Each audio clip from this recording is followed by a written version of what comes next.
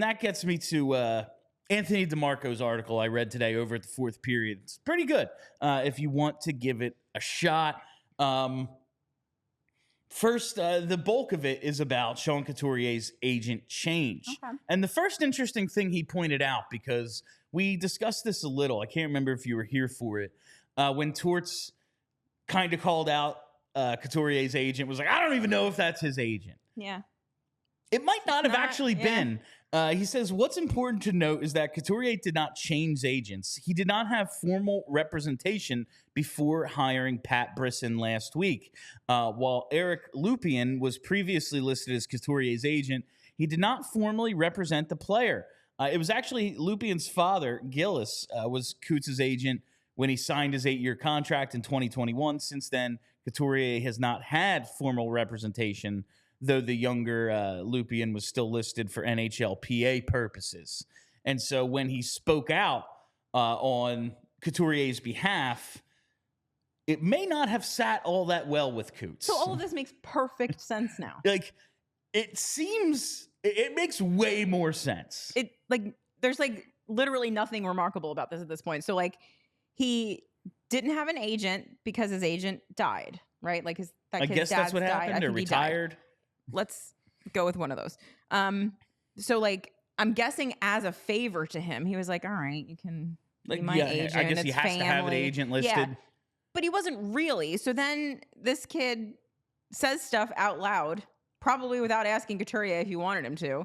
And the Couturier is like, dude, you're not even my fucking agent. Why are you saying this stuff? Now people are asking me things and everyone thinks I hate the coach. Now it's a problem. So he was like, I guess I got to get a real agent now. And so he went and got one. So he went with Brisson, who is everybody's agent. One of the highest, yes. Probably the highest powered agent in the game. And the thing is, though, the article goes on to say there are sources saying this isn't just because he wanted, I should go out and hire an agent.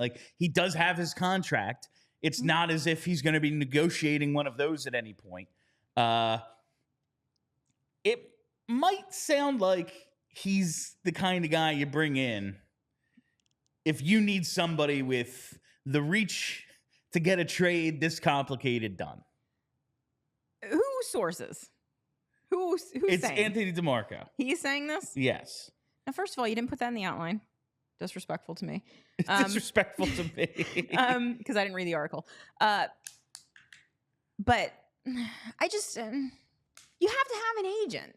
That's one of the things you have to have. I watch Entourage. Everyone has to have an agent. What if he wants to get a deal with Nike?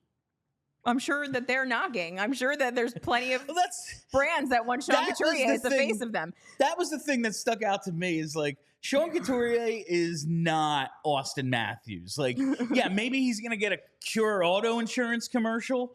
You guys, someone's got to negotiate that for you. I guess. Someone's got to take the 10%. Yeah, exactly.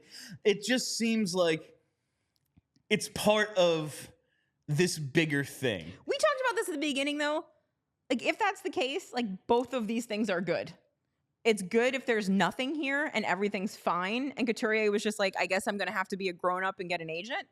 And then it's also good if Couturier is actively trying to find a way out of Philadelphia, because as much as I like him, his contract is a problem. Well, so if we can get rid of it, all right. Funny you should mention his contract, because one of the rumors cited in the article, a potential possibility, is flipping him to Calgary for Jonathan Huberdeau, who was signed at 10.5, and after his awesome season with Florida a couple of years ago, he's put up 107 points combined in the last 2 years. So I don't doubt that DeMarco has sources. He's a big I'm hearing guy.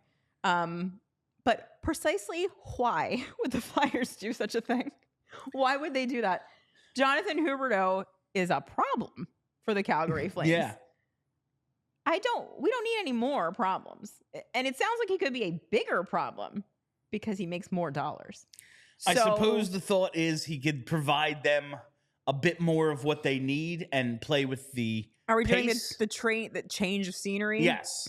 And the pace he might be able to play with could fit John Tortorella a bit more. That was a big sticking point, it seems, for Kevin Hayes, for Sean Couturier. But then they are these more deliberate kind of guys. And Huberdeau, we know he had that huge year playing in that just straight up rush-based offense they had in Florida. But here's the thing, is a guy who, what appears to be, didn't like that he got traded to Calgary and has kind of been like a little bit of a piss baby about it. Like, is that a John Tortorella guy? I don't know. I just feel, I don't know that.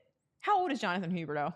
He will turn 31. Yeah, no, I don't need a 31-year-old project. In like a month. Yeah. I'll take like a 25-year-old project, a 26-year-old project at this stage of the game.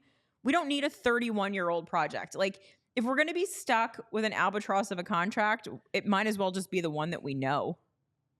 We know what Sean Couturier is. He had 115 points with Florida in 2021-22. Yeah, he was in real the last good. 2 years, he's had 107 points combined. Also, like, he is a left winger. That could solve that problem. I guess. I don't know. I just... It just doesn't solve... Unless Huberdeau comes here and turns into Florida, the Florida version of himself, it doesn't solve a single problem, really. Because now we're down another center. Like, now we need another fucking center. Like, where are we getting these centers from? I don't know. It's just like...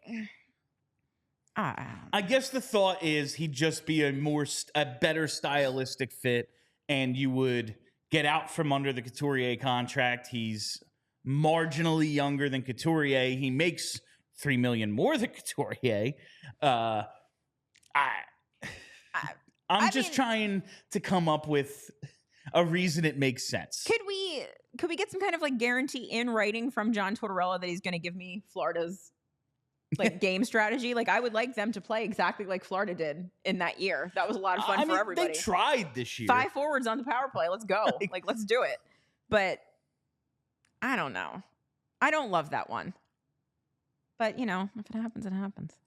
Yeah, I don't think it's ideal. It's not the best. I read this and went, oh man, of all the ways you can get out of the Couturier contract, taking on a worse one doesn't seem like the way. I don't know if taking on a guy the same age from the same draft who has seen a precipitous drop in production is the way to go about it. But these are just rumors. Like, these are just things that are being kicked about because it could fit both guys, kind of. Maybe he wants to get back on the East Coast. Maybe Couturier's like, I don't give a fuck. Get me out of here. Everyone hates playing in Calgary. Why would Couturier want to go to Calgary? I don't know. He's kind of Canadian.